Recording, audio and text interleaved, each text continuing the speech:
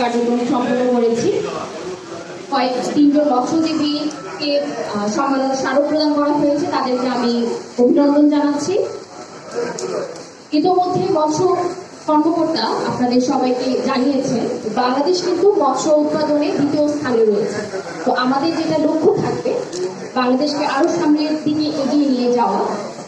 এই সামনের দিকে এগিয়ে নিয়ে যেতে সবচেয়ে প্রভাবক হিসেবে যারা কাজ করবে তারা হচ্ছেন মৎস্যজীবী। তাদের কাছে আপনাদের কাছে আমার অনুরোধ থাকবে মাছের যে খাদ্য, সেই খাদ্যের গুণগত মান আপনারা অবশ্যই নিশ্চিত করবেন।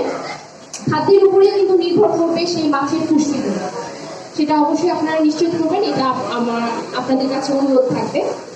এবং আমি আসলে বক্তব্য যেখানে মৎস্য চাষ করে আমি মৎস্যবিদ মহোদয়কে বলতে চাই, আপনার জনগণ তিনজন আসলে কৃষি অফিসার এখনো আপনাদের বিপুল হয়ে হবে। কৃষি তো অনেক লোক, প্রাণী সম্পর্কে অনেক লোক, মৎস্যের যে লোকটাই এই তিনটা মানুষ আমরা এই ব্যাপারে অনুমতায় আছে, আমরা জেলায় কথা বলি।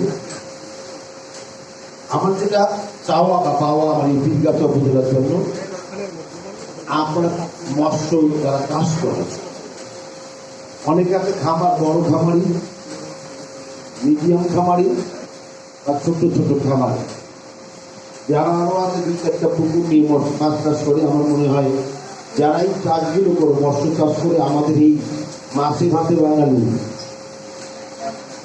এই মাছটাকে উৎপাদন করছে। আমার তো দেশি মাছ নাই। এবার যে বন্যা হলো, বাজারের মতো দেশি মাছ পুঁটি, ডালকা, গড়াই মাছ, শোল মাছ একটা মাছ নেই, কথা মাছ দেখিও নেই।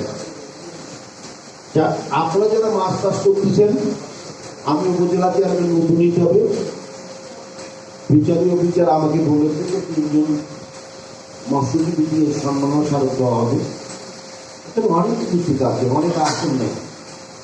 আমার মনে হয় এই মৎস্য কর্মকর্তা সহ আমরা দুইজন মানুষ